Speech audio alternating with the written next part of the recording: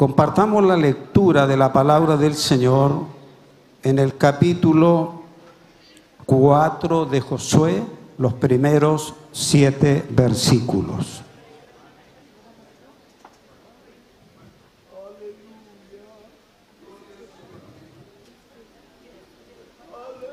Nos ponemos en pie y damos lectura a la palabra del Señor, con alguna leve diferencia que tiene esta versión. Su título: Monumentos del cruce del Jordán.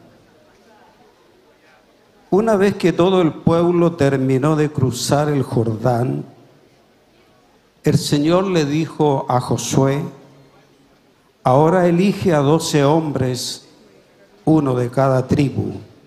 Diles: tomen 12 piedras del medio del Jordán, del mismo lugar donde están parados los sacerdotes. Llévenlas al lugar donde van a acampar esta noche y amontónenlas allí. Entonces Josué convocó a los 12 hombres que había elegido, uno por cada tribu de Israel. Les dijo: vayan a la mitad del Jordán, frente al arca del Señor su Dios. Cada uno de ustedes debe tomar una piedra y cargarla al hombro. Serán 12 piedras en total, una por cada tribu de Israel. Las usaremos para levantar un monumento conmemorativo. En el futuro sus hijos le preguntarán: ¿qué significan estas piedras?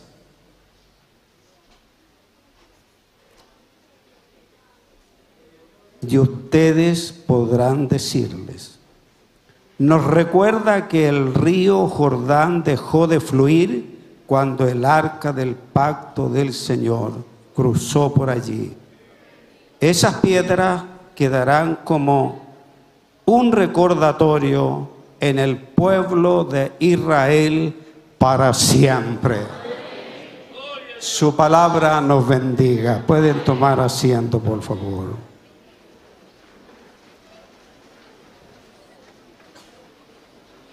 Sé que este es un momento muy especial donde se requiere vuestra atención, vuestra concentración y muy en particular estar con un corazón, con una actitud receptiva para oír la reflexión de la palabra del Señor.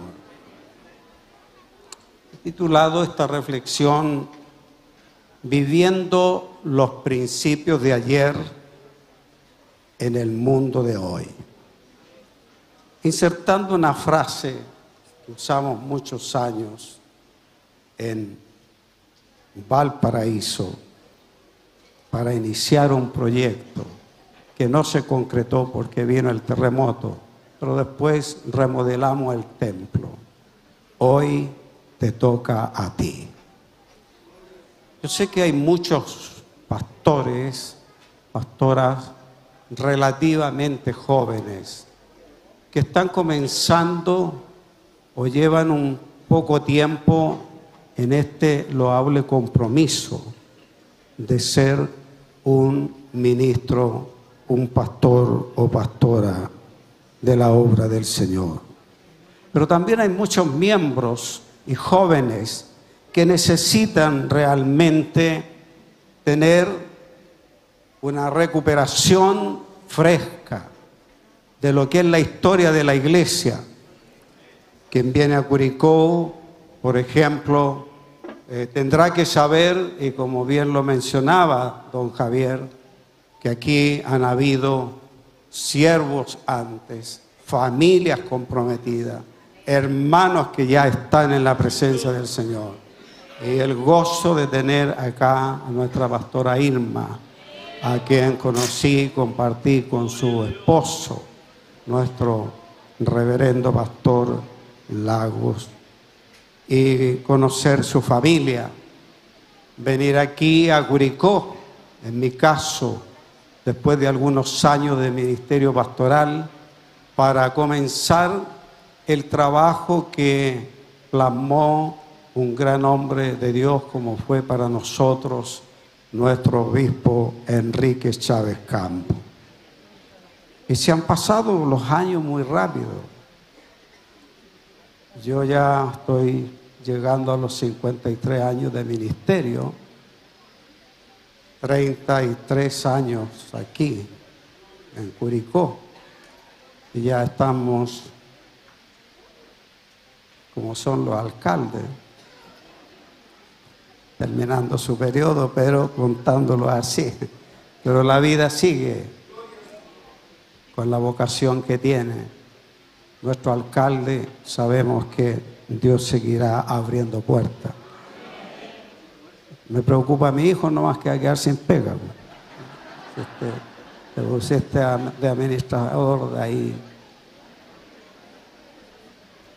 Pero Dios te proveerá.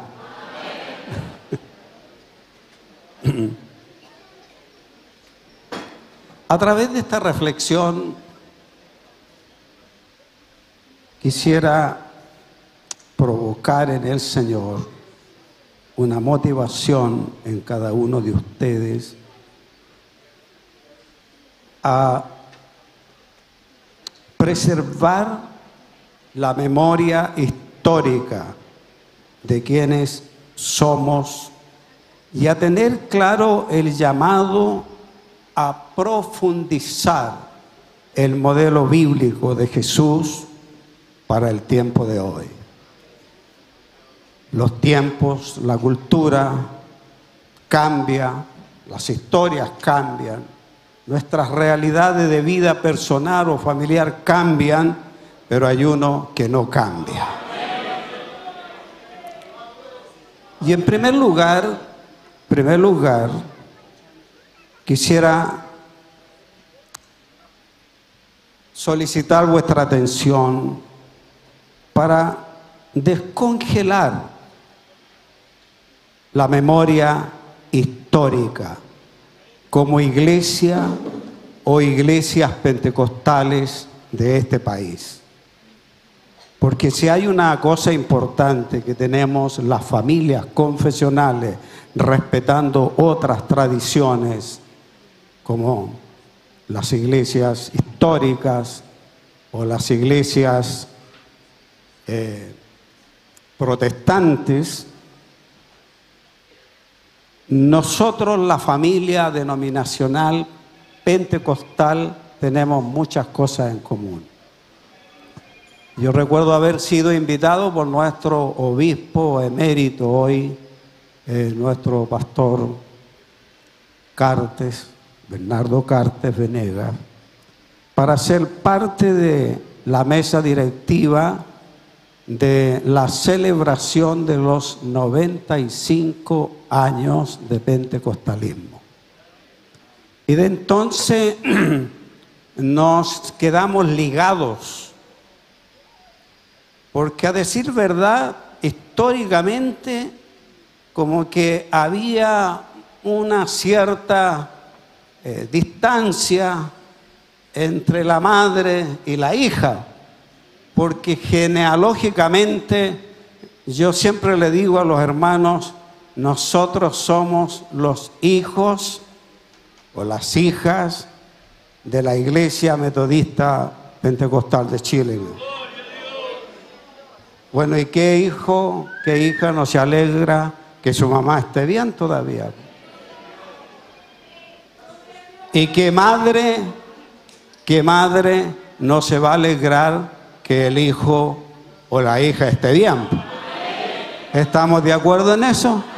Entonces, ¿somos hermanos o no somos hermanos? Claro que sí, porque a veces las situaciones históricas, las situaciones que han provocado ciertas dificultades para preservar lo que Jesús tanto anheló, la unidad de su pueblo, se producen o se transmiten de generación en generación. Y por eso es que somos claros a tener el llamado a profundizar, como dije, el modelo bíblico, no la estructura denominacional que legítimamente cada iglesia la puede y la tiene, sino el modelo bíblico que está por sobre los reglamentos, los estatutos de cada iglesia, porque Él es el que merece ser honrado y glorificado.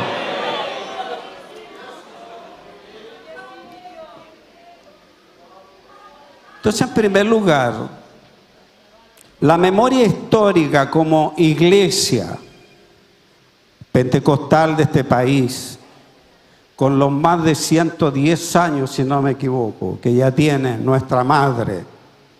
Estoy orgulloso de tener una mamá a los 110 años todavía bien, ¿eh? El hijo ya está medio complicado ya, pero no importa. Con esta historia de todos estos años, desde allá del avivamiento de 1909, en la ciudad de Valparaíso, historia que los más adultos la conocen y deben conocerla como la palma de su mano. Nos permite el Señor aquí ahora, haciendo un alto en la ciudad de Curicó, para todas y todos los que han venido a esta, la mejor ciudad de Chile, según decimos nosotros, alcalde, ¿eh?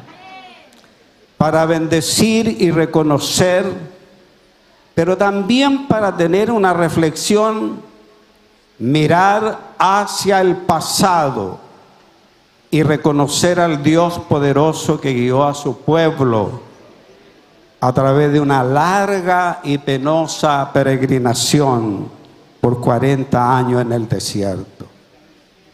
Porque a veces lamentablemente tenemos una memoria frágil, tanto individual como colectiva, y entonces olvidamos rápido el pasado, el ayer, y en eso de alguna manera vamos sepultando la riqueza histórica que Dios le ha dado a la iglesia a través de aquellos hombres y mujeres que plasmaron en los caminos, en las calles, en las carreteras de nuestra ciudad el Evangelio de Jesucristo.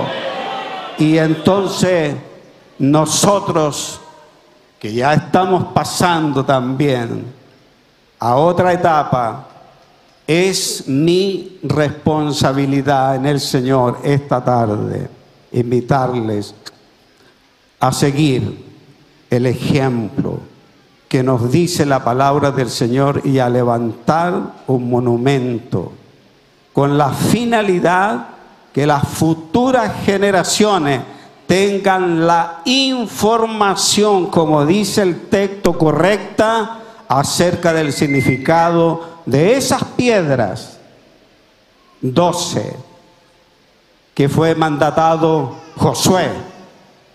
Así escuchen nuestra generación y los que vendrán la historia de cómo el Señor, que estuvo con Israel para cruzar el Jordán, para entrar a la tierra prometida por tierra seca, así seguirá el Señor estando con su pueblo.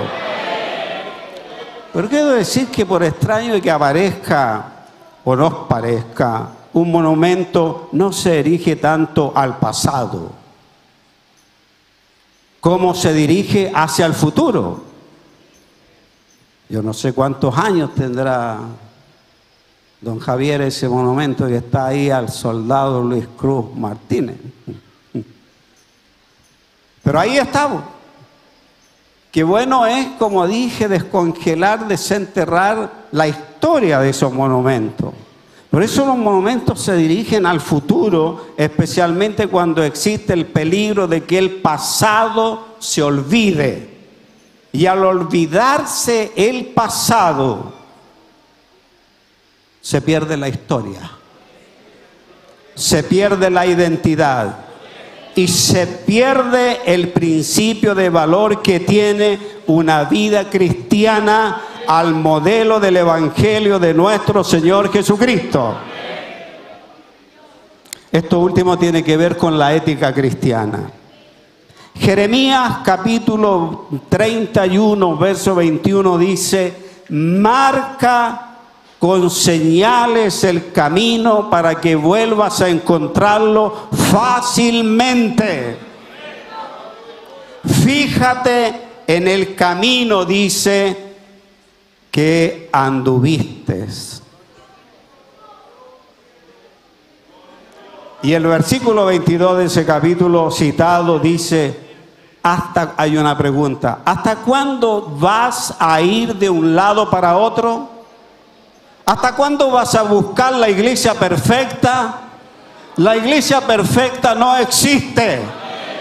Porque mientras esté usted y yo y entramos ahí, deja de ser perfecta. El único perfecto es el Señor de la iglesia. Entonces la memoria nos permite adaptarnos, escuche bien, adaptarnos a nuevas circunstancias, pero sin dejar de ser lo que somos. Porque mientras tengamos memoria, sabemos que nunca el cambio de la sociedad, de la cultura, de las instituciones, de los dirigentes políticos, de los pastores, de los obispos, nunca el cambio que ocurra va a borrar ese principio del pasado, esa historia. Alabado sea el Señor. Tengamos entonces memoria, y cuando la tenemos esa posibilidad, que el cambio no debe destruir nuestros principios. Hay personas que le tienen miedo al cambio, o personas que están allí no negativos al cambio. Querámoslo o no, el cambio llega. El cambio llega en nuestra vida. Ya yo no soy el mismo que empecé el ministerio cuando tenía 21 años de edad. He visto muchos procesos en la historia de mi iglesia, de mis pueblos, que he estado como pastor de mi país. Pero lo que no ha salido de mí es esta verdadera identidad. Para seguir diciendo, a costa de mucho sacrificio, como ustedes saben, con la pérdida física de mi amada esposa, después de 54 años, 5 meses, 7 días de haber compartido con esa mujer, y 3 meses después y día, la muerte de mi hijo mayor, me golpeó muy fuerte.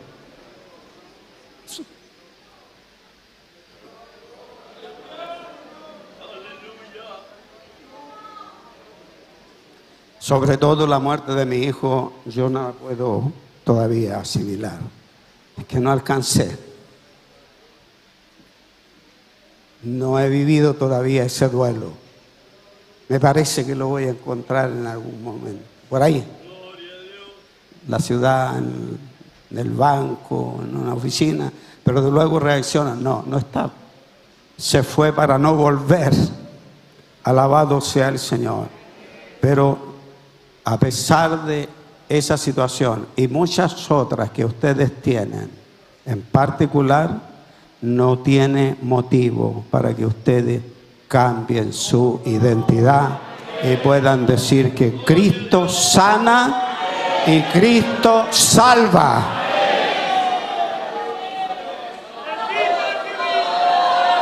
Y la iglesia tiene que aprender estrategias de acuerdo a los cambios de los tiempos. Una frase de Martin Luther King decía: si quieres que la gente cambie, o alguien que tú amas quiere que cambie, ámalo. Ámalo. Y la iglesia está llamada a compartir esa bendición entre tantas otras, amándonos los unos a los otros.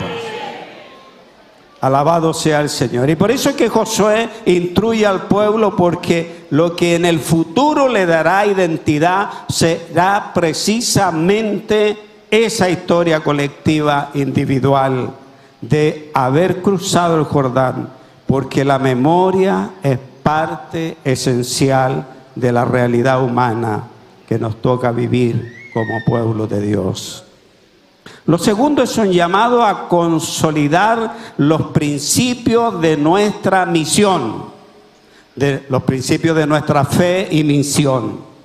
Somos parte de una sociedad, lamentablemente, pero así es la realidad.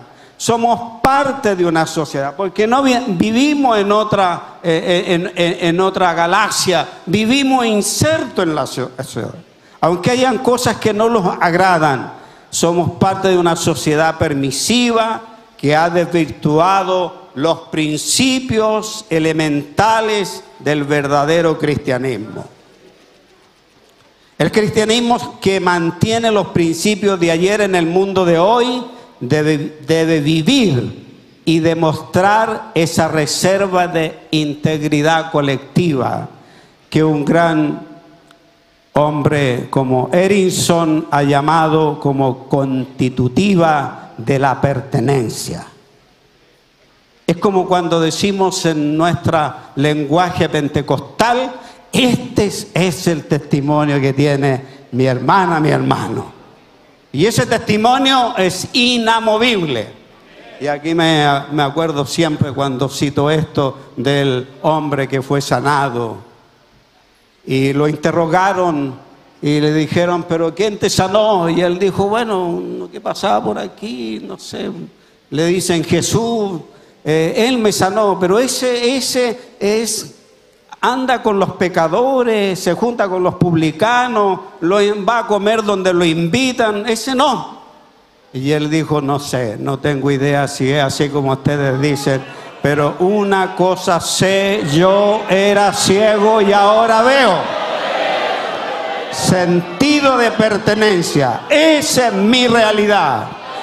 No el tema que haya jóvenes nacidos en la iglesia, que tu abuelo, que tu padre. Siempre se lo he dicho a mis hijos, y aquí hay un testigo presente, eso. El día que yo no esté, el día que yo no sea pastor de esta iglesia, no se olviden que ustedes sirven al Señor.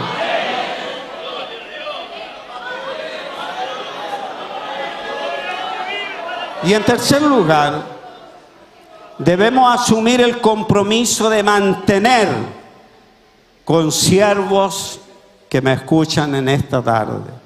Debemos asumir el compromiso de mantener los principios cristianos de ayer en el contexto de una sociedad que se ha distanciado de la ética cristiana. En el concepto bíblico teológico, la ética cristiana declara el hacer la voluntad de Dios revelada en su palabra, la Biblia, como ideal fundamental para la vida integral en todas las relaciones de la vida, en todas las relaciones de la vida.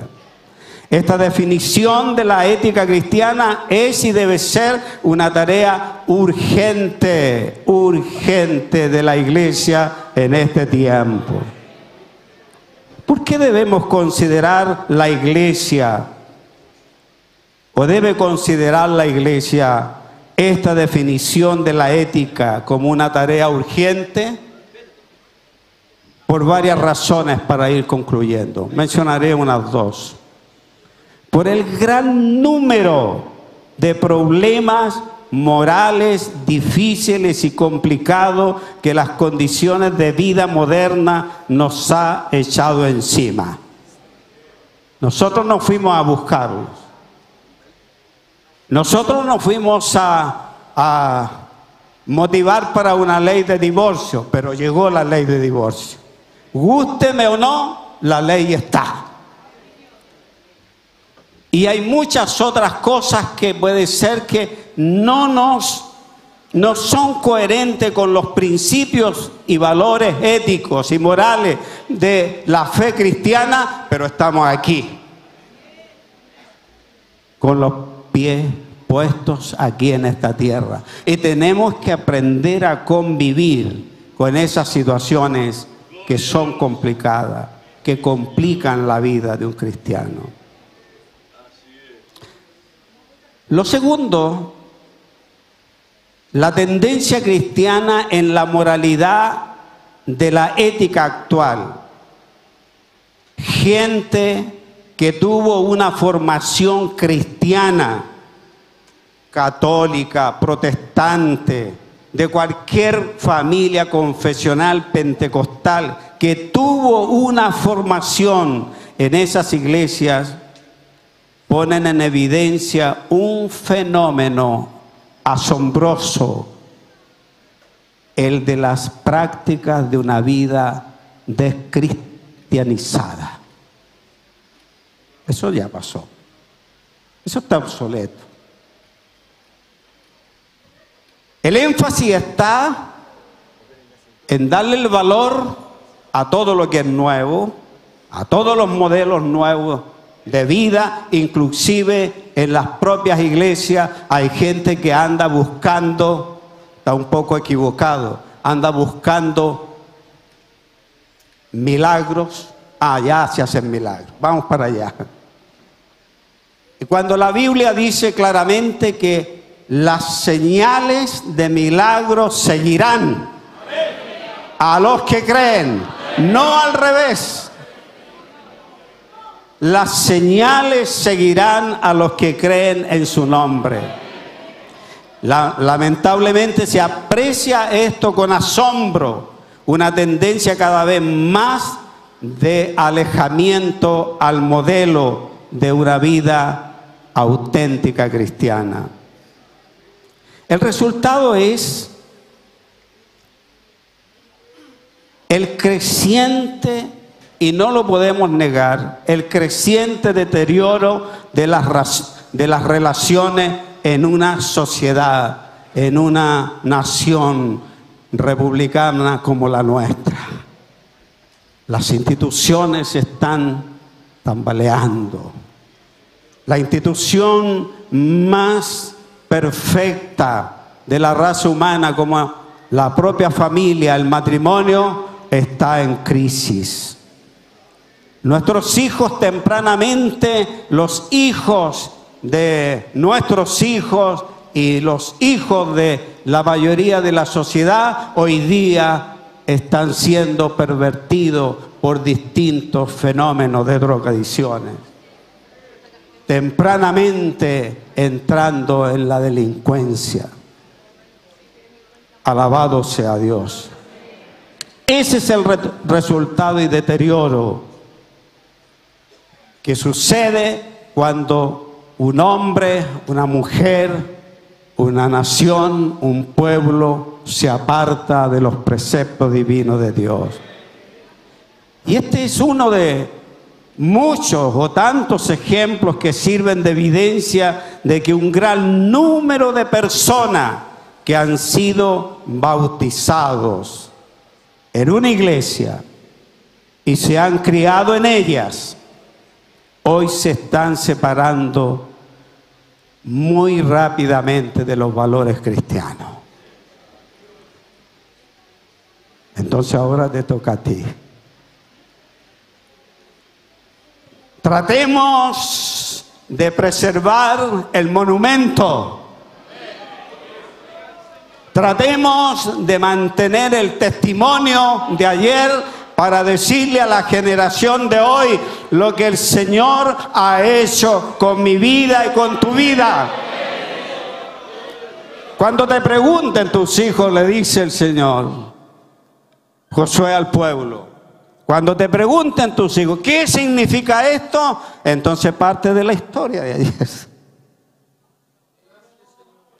Hoy ya no servirá decir que el hombre diga, no, yo fui un alcohólico, hipotequé la educación de mis hijos, maltraté a mi mujer, tuvieron una mala calidad de vida, pero cuando el Evangelio de Jesucristo llegó a mi corazón, entonces la vida cambió porque el vino, el alcohol o cualquier droga se convirtió en pan, se convirtió en vestido, se convirtió en educación. Y por eso la iglesia, para la honra del Señor, mi obispo está en otro nivel social, pero no nos olvidemos de las 12 piedras.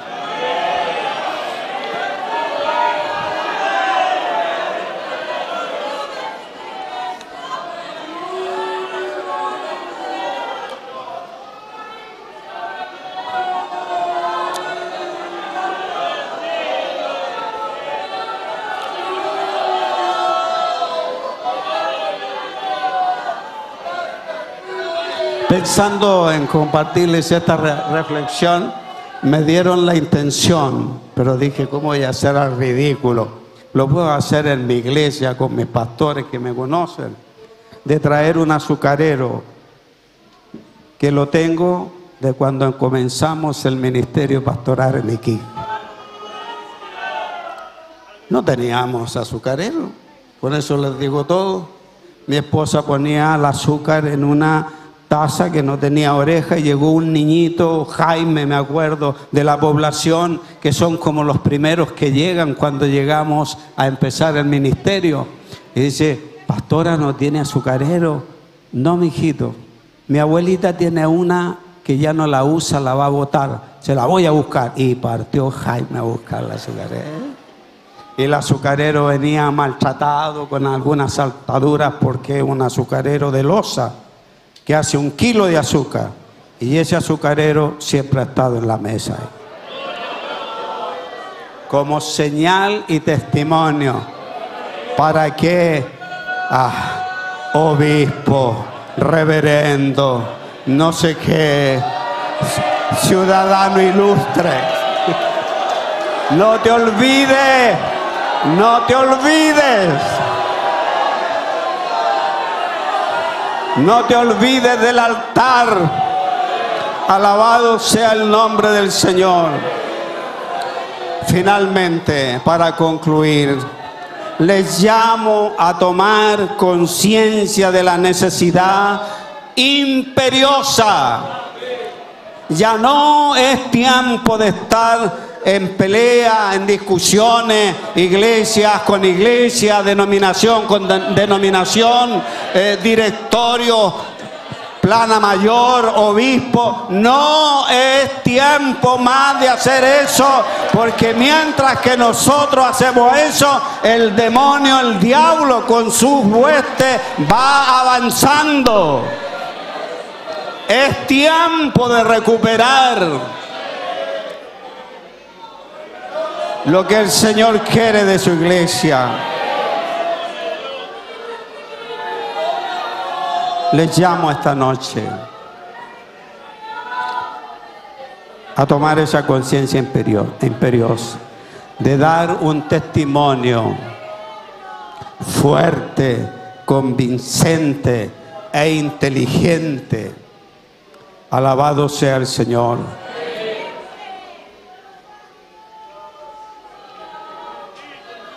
El pueblo cristiano necesita un profundo llamado a la conciencia. Como decía el hermano Paulo, ¿se acuerdan de ese predicador? El mensaje a la conciencia. Si está bien, yo soy pentecostal de cuna, que los cultos nuestros sean muy motivados y haya mucha manifestación. Gloria a Dios por eso. Pero tenemos que salir luego de aquí. Y tenemos que tomar nuestra propia realidad de vida.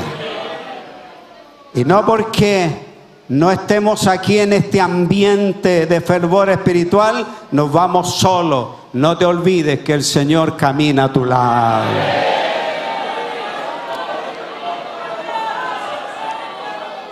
Por eso es que necesitamos oír ese profundo llamado. Debemos ser testigos verdaderos del Evangelio del Señor Jesucristo en este tiempo que hoy te toca a ti.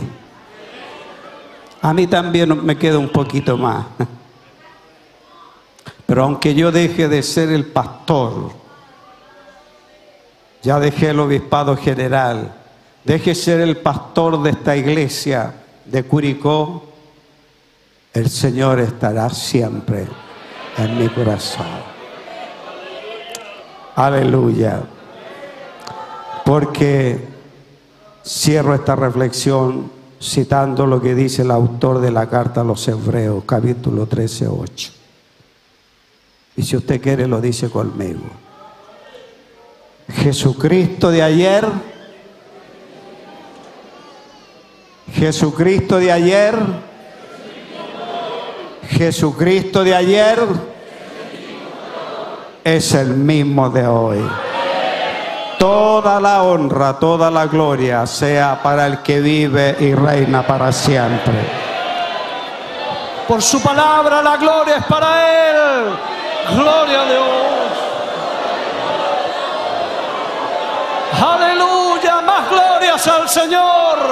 Gloria a Dios. En una oración de gratitud a Dios por este